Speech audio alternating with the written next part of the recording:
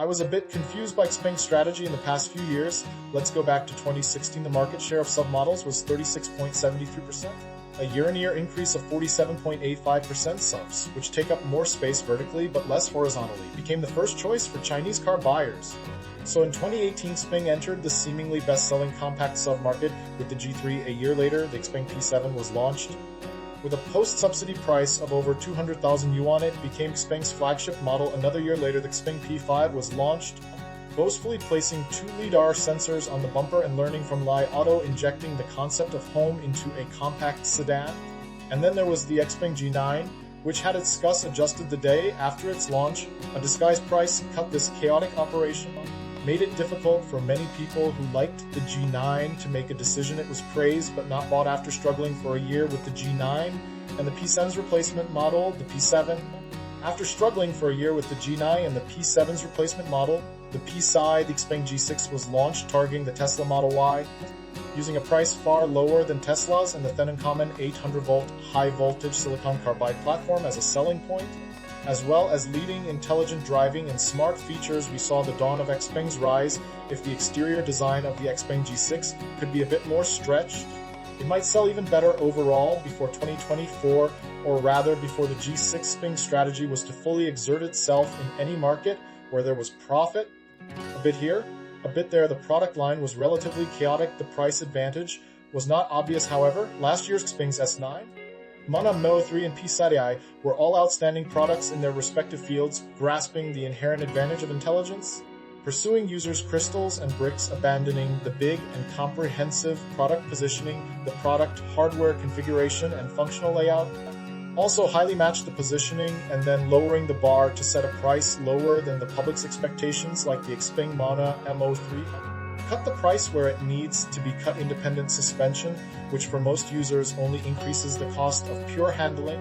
Save where you can save. After all, keyboard values cannot be directly converted into sales. Finding the real needs of real users is what makes a product excellent. After its launch, monthly sales have been stable at over 10,000 units. Looking at the XPENG P7 again, there were several reversals from the pre-launch to the launch. It was thought that the XPENG P7 was an upgraded version of the XPENG P7, continuing to emphasize youth, sportiness, and handling attributes, but the actual car is focused on family-friendly large space. It was thought that XPENG P7 with its size, configuration, and suspension advantages would be priced above 200,000 yuan, competing with models like the Xiaomi SO7 Z3007, but after its launch the price of 186,800 yuan was still a pleasant surprise, and the entry-level model is fully equipped. The only difference between the high and low trims is the battery and powertrain, allowing many young people with budgets under 200,000 yuan who previously didn't dare to consider the P7 to put this car on their shortlist. XPENG's brand positioning of young technology and its consistent reputation for suspension and electric power are all selling points that are hard for people my age and even younger who care more about personal experience and cost of ownership to give up. I've driven it to the mountains these past few days, and to campsites. I often see car owners in their 20s happily driving their XPENG P7, actively sharing the happiness this car brings them and the joy it brings to their lives. After trying it out these past few days, I've indeed felt this mindset. Looking at the sales data again, 10,000 pre-orders in 12 minutes after launch, 10,000 deliveries in 4 weeks after launch. I don't know how much of that is due to media orders for cooperation, but they are all car owners. This data should far exceed XPENG's expectations. In this video, we will analyze the XPENG P7 in detail from the outside to the inside. In this video, we will analyze the XPENG P7 in detail from the outside to the inside. First, let me ask everyone a question. Do you think XPENG cars have a family design language? I don't think so, because in my design evaluation system, other brands have family design elements. XPENG has a family design atmosphere. Each car under XPENG has its own unique characteristics and develops independently, only using light strips or other design elements to form a rough-shaped front face. For example, if it's Li Auto or Neo, we can recognize its brand from 100 meters away. But we need to get closer to recognize whether it's a Li Auto 9 or L8 or a Neo S6 or S. But if there's an XPENG 100 meters away, we can directly recognize which specific XPENG model it is instead of just recognizing its brand. This is what I mean by a family design atmosphere. The XPENG P7 also fits this family design atmosphere, except for the light groups, The design of other parts cannot be found on previous XPENG models, or even similar shapes, but we can still recognize it as an XPENG at a glance. The P7i has been on the market for so long. I've asked many friends, do you think it looks good? Everyone has mixed opinions about its exterior design. It's polarized. Some people say it's cool, some people say it's ugly.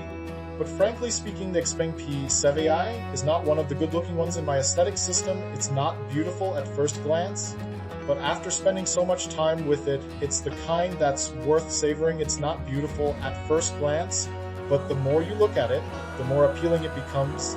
Let's look at the front of the car first in order to maximize the longitudinal space. Inside the cabin, the hood of the XPENG 7i and the Li 13 distance are not very long for a mid-to-large car with a length of over 5 meters. It's difficult to create a sense of sportness with such a short front end, which forms a sharp contrast with the long front end of the XPENG 7i, which forms a sharp contrast with the long front end of the XPENG P7i. The front hood reaches its highest point above the wheels and then heavily presses down forward, viewed from a 45-degree angle from the front. You can see two obvious sharp corners on the hood from a mechanical layout perspective. These sharp corners can leave space for the upper and lower movement of the front suspension's upper control arm, and also make the lines at the top of the hood highly consistent with the lines at the top of the cabin. The XPENG 7i has found this kind of echo between the lines of the hood and the cabin. The front of the car uses undulating curves, extend the length of the hood, all have short front ends. I think the XPENG PC family is better than the XPENG G6, or like the Mercedes EQ, the kind of design where the pillar and front hood angle are similar is much more coordinated. The upward sweeping light strips at both ends of the front and the daytime running lights within the headlight assembly form an abstract X shape.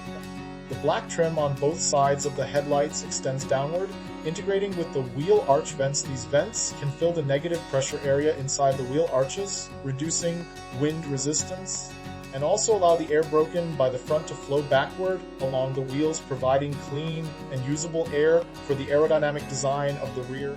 Speaking of wheels, the original 18-inch wheels on this car are really something I can't even begin to describe. The tire aspect ratio is 60. Looking no different from a bread van, and the tire width is only 235, not even flush with the edge, it's a bit inside the body. It seems that the 6,000 yuan 20-inch sports wheels are a must-have option. The tires have also been upgraded from the Gatten P10 to the Michelin P7. These 4 tires would cost us an extra 3,000 yuan to replace. Outside the design of the 20-inch two-tone wheels is just okay in my opinion. But when they spin, they create a concentric circle effect. The visual effect is many times better than these 18-inch wheels. The height of the XPENG P family car reaches 1512 mm, which is on the higher side in its class, so its cabin A, B, and C pillars are all blacked out. To make the visual focus fall on the body, reducing the visual height of the car, the side doesn't have a single straight horizontal line. They are all curves of various shapes. Only a car length of 5,056 mm and a wheelbase of 3 meters can make the body formed by these curves look long enough. Every time I take something out of the trunk of the XPENG P family car and walk to the driver's side door, I feel like I have to walk a few more steps than with other cars. The hood line reaches its highest point at the wheel arch, then it dips down at the pillar and then continues to rise again.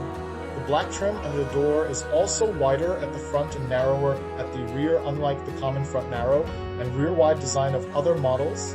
The body narrows at the door and then gradually widens towards the rear from the side. It has a kind of Chinese calligraphy. A rhythm of twists and turns. The front wide and rear narrow black trim can also to some extent neutralize the upward trend of the rear, reducing the visual impression of the rear being excessively upturned. There is no clear waistline on the side of the car.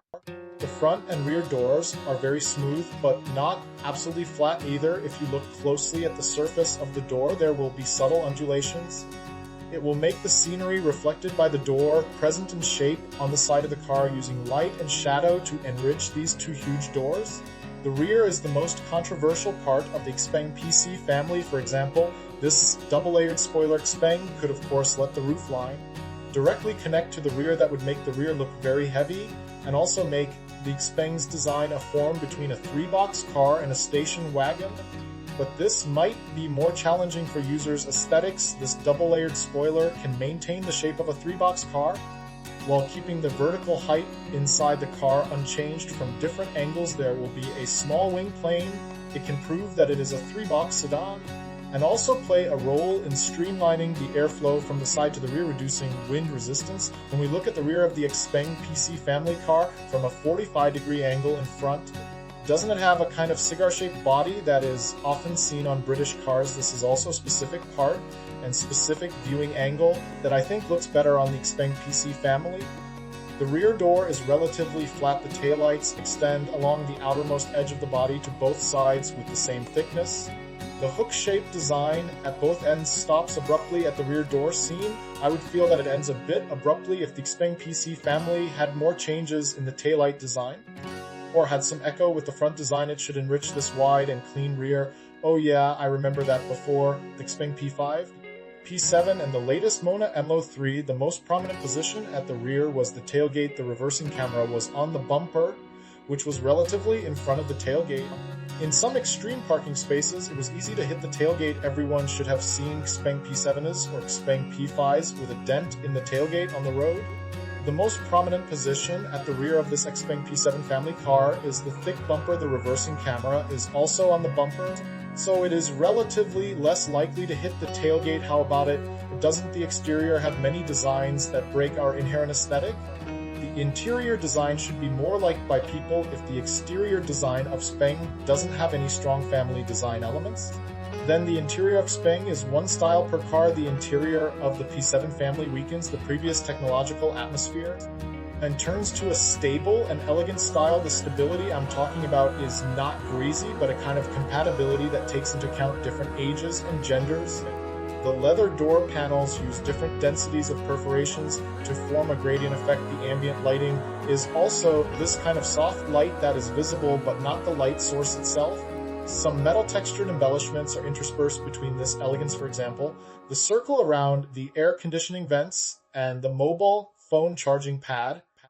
Adding these jumping decorative elements, however, this metal textured air conditioning vent will leave reflections on the side window, which will affect the transparency of the exterior rearview mirror to a certain extent. Many people don't like this double spoke steering wheel, thinking that it is not sporty enough and not easy to distinguish the front from the back. But this double spoke steering wheel in the XPENG P7 family car, the style is very unified. It is symmetrical with the large area of leather wrapping in front of the passenger seat in terms of overall color blocks. And XPENG has given the P7 family 4 types of color schemes matching 4 colors of steering wheels. This is a treatment that even the more expensive XPENG G9 and XPENG Posse don't have. I think the biggest problem with this steering wheel on the grip is the leather seams on both sides and the bright trim around this circle. When the hand is held at the 3 and 9 o'clock positions, the palm can clearly feel the unevenness. I always feel like I can't grip it firmly. And XPENG, from the first car G3 to this XPENG P7 family, there is not a single car that allows me to comfortably reach the steering wheel. After I adjust the seat position, even if I pull the steering wheel to the end, I can't reach the top of the steering wheel, even when I stretch my arms straight. I sincerely hope that XPENG can re-examine the ergonomics model of the mainframe. XOS Tianji system has more detailed function settings. In most cars, the voice system is good enough. The Snapdragon 8295P chip can also ensure basic smoothness. It's just that the color scheme of this system interface, the button layout, and the image of the voice assistant, and this capsule-shaped switch eye design always remind me of those early Android tablets. It feels a bit dated today. There are 2 wireless charging pads for mobile phones below. After trying it for a while, the charging speed is average. Behind is an open cup holder. Here is the switch for the center armrest. Many cars that design the center armrest switch here will have the same problem, that is, when we are finally operating the car's screen, the position of the elbow joint is this button. Often accidentally opens the center armrest. Seat heating, ventilation, and massage are all available. The window control buttons on the door panel are different from other cars. If you are used to the push-forward window opening of other cars and the pull-back window closing buttons when you first start using the XPENG P7's window buttons, you may need to try a few more times to get used to it. After getting used to it, this front and back press design is still very much in line with our operating intuition. The XPENG PC uses streaming media rearview mirrors, so I want to take this opportunity to talk about my immature views on streaming media rearview mirrors, including electronic exterior rearview mirrors. In terms of usage for traditional rearview mirrors, the focal point of the mirror image is in the distance. The driver observes the road conditions in the distance in front of the car to observe the road conditions behind the car in the rearview mirror. The process of mirror imaging there is almost no change in the focal point's distance, therefore, we don't need the change in the lens in our eyeballs to be able to observe more quickly and understand the information about the road conditions behind the car, and the visual focus of this streaming media rearview mirror screen is close, about 30 centimeters from the driver's eyes, even closer than the instrument panel. This requires the driver's visual focus from observing the road conditions in the distance in front of the car to observing the close-up rearview mirror screen. There is a relatively large change in visual focus. Therefore, we need our lens to follow the movement. Not only does it affect the observation speed, in this case of high-frequency observation of the rearview mirror, the ciliary muscle connected to the lens contracts and relaxes at high frequency, making the eyes more prone to fatigue. Of course, streaming media rearview mirrors have advantages in terms of field of view and environmental adaptability that traditional rearview mirrors cannot match. You can discuss your views on these two types of rearview mirrors in the comments section. The 20-speaker audio system of the XPENG P sounds quite high-end and ideal at first listen. If you savor it carefully, I would feel that its audio system is slightly inferior to the 18-speaker PS audio system of the XPENG Mona MO3 in terms of high-frequency delicacy. Its mid-bass is relatively muddy, and the high-frequency sound stage is relatively forward. Its advantage lies in the rear audio effect, which does not bring obvious sound directionality due to the inherent disadvantage of the speaker layout position. The music is the same as in the front, with a feeling of surrounding the head. The music and the front audio affect the music, and the front audio affect the music, and the front audio affect the music, and the front audio affect the music, and the front audio affect the music, and the front audio affect the music, and the front audio affect the music, and the front audio affect the music, and the front audio affect the music, and the front audio affect the music, and the front audio affect the music, and the front audio affect the music, and the front audio affect the music, and the front audio affect the music, and the front audio affect the music, and the front audio affect the music, and the front audio affect the music, and the front audio affect the music, and the front audio effect. In general, the audio effect of the XPENG PC is at a normal level for this price range. It does not have the surprising effect of the XPENG MNO3 when considering the price. We'll see the front here. The rear is where we can feel the leap in space once you sit in the back, whether it's the configuration, the space, or the surrounding touch. It's all at the level of an executive sedan, but the simple design pulls you back to the atmosphere of a family car. But the configuration of the rear of the XPENG PC is really top-notch. Seat heating, ventilation, and massage, 10-degree electric adjustment of the backrest, and a small table central control screen. Hard power. The screen in the back can adjust the air conditioning, the rear seat functions, and the front and rear adjustment of the attached seats. It can also take into account certain entertainment functions. Some people say that looking down at the screen is bad for the cervical spine, and that it has learned all the shortcomings of Tesla. I don't think there's anything wrong with that. The entertainment attribute of the small screen in the back is not strong. Just treat it as a function control area. If there must be a small screen in the back to improve the grade, I think it's most appropriate to put it here. The height of the XPENG PC reaches 1512 mm, which is relatively high for a sedan. It's just that its problem is the same as the XPENG MO3. The hinge of the fastback tailgate is above the headrest of the rear passengers. If you sit up straight, this beam will affect the rear headroom to a certain extent. One detail is worth praising. After putting down the center armrest, its left and right heights are consistent. There will be no problem of one side being high and the other being low. And the small armrest here on my elbow, the surface, is also covered with sponge to form a long soft wrapping. I remember when I drove the Ideal L6 before. The surface of the small armrest here was only a layer of leather without the inner layer of sponge. The XPENG PC has put a lot into the rear passengers. These small details are all carefully considered. The conventional volume of the trunk reaches 725 liters. It's rare to see a sedan with a trunk volume starting with 7, right? There are also lighting hooks on both sides. I calculated the area of the floor of the XPENG P7's trunk in its conventional state. It is 117 square meters. If the volume is the same, I think a larger floor area is much more useful than a higher vertical height. Usually when we move things to the supermarket for shopping, we don't need to stack things up, but instead just lay them flat in the trunk. Plus the fastback tailgate of the XPENG P7, you can just bend over to pick up whatever you want without having to rummage around. And it's not like traditional 3-box sedans where you have to crawl inside. Let's summarize its exterior and interior. The interior of the XPENG P7 has returned to normal. Suitable for users of all ages, the exterior design, however, breaks our inherent concepts in many places while maintaining the decent shape of a 3-box sedan. It maximizes the space of the cabin as much as possible, using the uniqueness of the details to avoid the uniqueness of the overall shape. But should be maintained this fundamental development concept, abandoning the partial for the sake of the whole, is a proper trade-off, a design approach that makes good use of space. Okay, enough with the static talk, let's go drive the car. I haven't driven many XPENG cars. Its handling and driving experience, especially its steering tuning combined with a starting price of less than 120,000 and a rear torsion beam suspension, it far exceeded my expectations. 70% comfort and 30% handling. I think its mechanical character and minimalist, warm interior design are highly unified. Let's talk about it one by one. First, let's talk about the steering. I think its triple steering force in today's new energy vehicle market in horizontal comparison is at a medium level, not particularly light. When turning within a small range left and right, its return to center force is very weak. Almost non-existent at first. I thought it was only at low speeds that the steering wheel center position had no return to center force. But when I drove faster, I tried again. Its steering wheel center return to center force was still very weak after inputting a small steering command.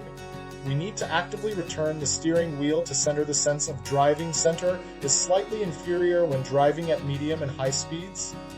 We need to frequently adjust the steering. Steering is very light, which is a major illusion. If it's a large angle turn, the damping force is still sufficient. There won't be that overly light feeling. To be fair, are lighter than most current pure electric vehicles. This brings a steering feel with a strong electronic flavor. A few more words about steering. The interference of road bumps on the left and right direction of the tires is hardly reflected on the steering wheel. Even if we drive on unpaved roads, its steering is very stable. I took a look at the front suspension. The inward tilt angle of the front suspension springs and shock absorbers is large. Its upper difference ratio is slightly shorter. This also leads to its kingpin being relatively far from the tire center line. Road potholes do not easily cause the front wheels to deflect. Also, this car's 60 aspect ratio are all reasons for the steering wheel's stability, and further accentuate the electronic feel of the steering. For the sake of accuracy, don't mind my rambling. The conclusions on power do not apply to the ultra-long range max version, and this car did not have the optional 20-inch wheels and Michelin tires. The difference between 8-inch and 20-inch wheels, as well as the difference in tire brands and specifications, is quite significant. So the conclusions about the chassis, let's talk about acceleration and deceleration. Its curb weight is close to 2 tons. Put it in sport mode and floor the accelerator. The acceleration pushback feeling at low speeds is quite obvious. I find it hard to imagine this is the power 180 kW motor should have. The long-range version's power is 180 kW, the ultra-long-range version's power is 230 kW, but the maximum torque is 450 Nm, just taking this long-range version as an example. The torque figure alone reaches more than 2.5 times the power figure. Such a ratio of numbers is quite rare, right?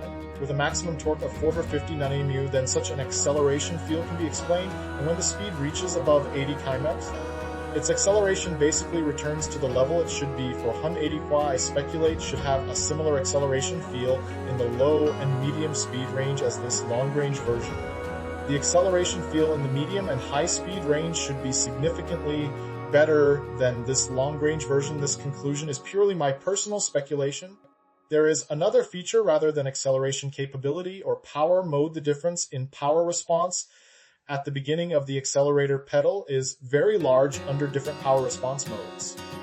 If you want to drive more responsibly, we will adjust the power response to sport as long as the car has a certain speed, no matter which mode you are in. If you tease the accelerator pedal, the vehicle will respond very quickly with acceleration.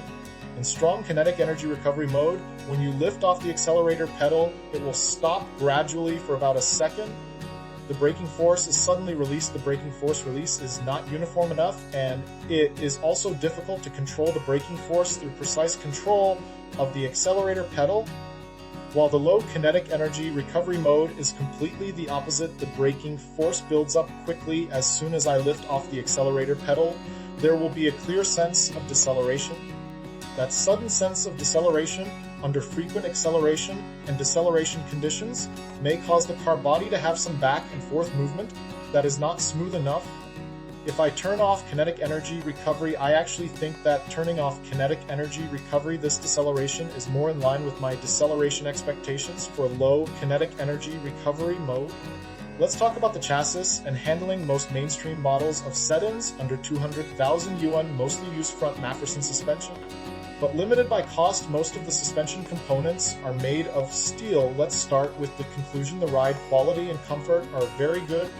Exceeded my expectations, including the vibration noise of the car body when the tires roll over small bumps on the road, and the ear pressure control is also very good.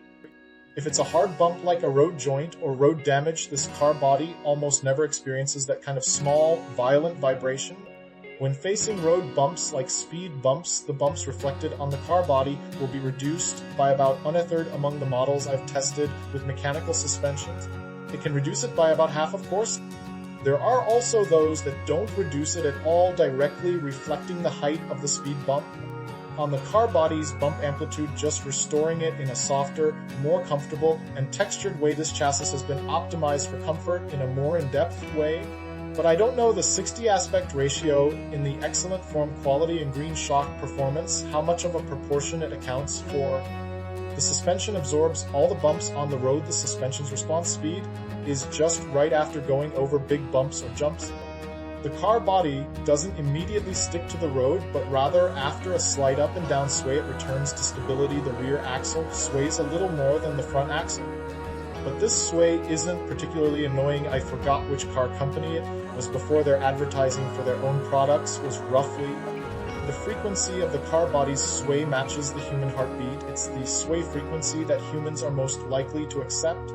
Well, I think the chassis tuning of the XPENG PC Home has a bit of this, meaning the texture and comfort of the chassis are good. But as for the handling, that drivers care more about, it might not be so ideal. First of all, there's the relatively vague steering direction, plus the steering without any centering force mentioned earlier. When driving on mountain roads, I always unconsciously slow down to give myself enough time to adjust and room for error to find the exact direction the front of the car is going, and also the large car feel given by the long wheelbase.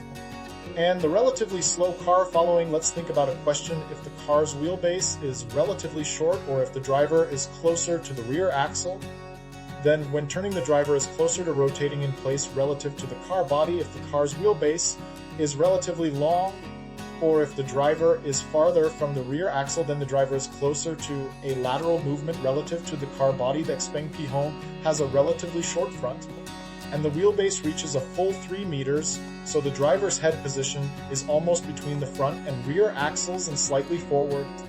So during the turning process, the body has this obvious lateral movement trend relative to the vehicle. This also, to a certain extent, exacerbates this large car feel, and the slow following of the rear sound insulation and quietness. The XPENG P Home's wind noise control is relatively good.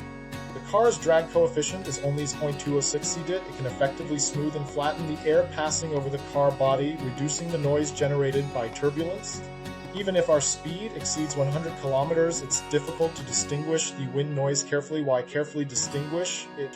Because its tire noise is still relatively obvious, and this set of Jiatong P10 tires is relatively sensitive to force on roads of different materials and roughness. There will be tire noise of different loudness and timber. Here comes the key point. You can't talk about self-driving without test driving XPENG. It's still my point of view. Self-driving is hard to be even. I discussed in my previous videos why intelligent driving is difficult to be even. Interested friends can go back and let me briefly talk about my feelings about the XPENG PC Home, the current version of this system. In the sunny weather of Hangzhou, a superficial feeling, the XPENG PC Home is equipped with ensuring a high-level self-driving as standard. There is no LiDAR, a pure vision, a eagle-eye self-driving solution. As long as we set the navigation, we can turn on NEMPET at any time. After testing it recently, its lane changes are decisive and swift. It can also cope with some more complex urban roads and winding mountain roads. It can also cope with some U-turn routes that can be turned in one go, and it will also consciously move to the right side of the lane before the U-turn. To increase the U-turn space then on mountain roads, if its camera's field of vision is limited, it will actively downgrade to Lux. The XPENG P Home's ability to choose lanes at urban intersections, I think it is better than other brands of intelligent driving. Many intersections in Hangzhou have variable lanes, but variable lanes cannot be synchronized to the map, and most of the variable lane signs in Hangzhou are displayed with LED bulbs. This undoubtedly puts higher demands on its driving visual perception, any brand of high-level driving. When facing this kind of variable lane, there is a high probability that it will appear hesitating to cross the line or directly going the wrong lane. The XPENG P Home, it will be slightly better, but it often needs us to help it find the correct lane, and when executing through intersections, it often turns on the left turn signal. I don't know if it's the reason for the individual vehicle at intersections where there is a long queue in the right turn lane. It will also stagger a certain position with the car in front. I don't know if it's actively tilting its head to look far away. To judge whether the car in front is in a queue or a car parked on the side of the road when facing pedestrians crossing the intersection and emergency situations at intersections, the XPENG P Home's approach is still to slam on the brakes after all the dangers are eliminated. Then continue driving. At this time, the car behind might be a little anxious and honk the horn if the car behind sees the small blue light on my rearview mirror. It might be even more anxious. Speaking of this small blue light, I think besides being able to remind surrounding vehicles that it is using intelligent driving, the greater role is to provide a certain emotional value to the car owner. To sum up self-driving, Huawei and XPENG's self-driving are the two brands that are currently more recognized by the public. If Huawei's self-driving is an assistant that allows you to relax a little on the way home after a busy day at work, then XPENG's self-driving is a friend with outstanding talent, but lacks some patience and perseverance. You need to face it with a mindset of trying and playing. To sum up, the dynamic orientation of the XPENG PC Home is very clear. It didn't burden itself with the baggage of sports because of the styling and positioning of a coupe, but rather on the basis of the existing hardware. It tries as much as possible to lean towards driving and riding comfort, using relaxed and gentle handling to soothe the driver's mood, using the green shock that smooths out the edges of the road to soothe the mood of the passengers. If you are a driver, you might not want to drive it very fast. Instead, you'll subconsciously use more energy to face each turn. Seeing your family and children asleep in the back can give you a greater sense of accomplishment. The XPENG PC Home is as a product that does a great job on the surface with a clear internal positioning and consistency inside and out. Previously, most models in this class were loosely pushed below 150,000 yuan by the Chinese auto market. The remaining models with relatively firm prices didn't have a strong presence in terms of price, sales, and awareness. The only ones that can truly compete with it in driving might be Biden, but the brand tone and product advantages of these two cars and their user profiles are vastly different. There shouldn't be many people considering both of these cars at the same time. With a price below 200,000 yuan and focusing on large space, the XPENG PC Home has also opened up a small blue ocean market without any particularly direct competitors. The fewer competitors there are, the greater the pressure it faces. What the XPENG PC Home needs to face includes the Xiaomi SU7 and many strong models in the mid to larger size new energy vehicle segment above 200,000 yuan, as well as the recently popular 150,000 yuan new energy market in the fuel vehicle sector. The Passat Accord and Camry are now heavily discounted. You can already buy pretty high configurations for 180,000, 190,000 yuan. There's no explanation cost when driving at home, and relatives and elders also approve of them. These mainstream mid-size joint venture sedans are also potential competitors for the XPENG PC Home. Oh, right, with an on-the-road price of just over 200,000 yuan pure electric subs that emphasize large space, such as the Lidl L60 G7X, will also become models that potential XPENG PC Home users will consider. Frankly speaking, the XPENG PC Home and these models have different dynamic driving orientations. Each has its own advantages and disadvantages, but just looking at the rear seats, the trunk space, and the configuration, the XPENG PC Home is not inferior at all. In the first 3 quarters of 2020, for the average price of the Chinese auto market was 182,000 yuan. The price range of 150,000 to 200,000 yuan is also the price range where you can get the biggest improvement in car experience. With the least amount of money invested at this stage, models below 150,000 yuan may have some deficiencies in basic comfort configurations, while for models above 200,000 yuan, the price difference between different configurations will be relatively large. You may need to spend an extra 20,000 or 30,000 yuan to get all-wheel drive or air suspension for most users. These are actually non-essential options that are icing on the cake, but in the 150,000 to 200,000 yuan range, every little bit of extra budget we spend will result in a noticeable improvement in the car experience. The XPENG PC Home has grasped this market characteristic. Some comfort configurations that are only available on cars above 200,000 or even 300,000 yuan are simply marked as standard on the XPENG PC Home, giving us an experience that is hard to imagine at this price point. Okay, this draft is over 10,000 words. Those who can patiently read this far must be friends who genuinely like the XPENG PC Home. But 1,000 words are not as good as a personal test drive. If this video has given you a more thorough understanding of this car and has helped you with your purchase decision, please leave your valuable likes or share the video with friends around you who are interested in this car. Some comments before said that my videos spend too much time explaining the exterior and interior design. There's no way around it. I studied design for 6.5 years in college, so out of habit, I will definitely talk more about design if you want to learn more about other models. Don't forget to follow me. See you next time. 因为关心肯定是会多讲一些设计的，别忘了把关注点起来。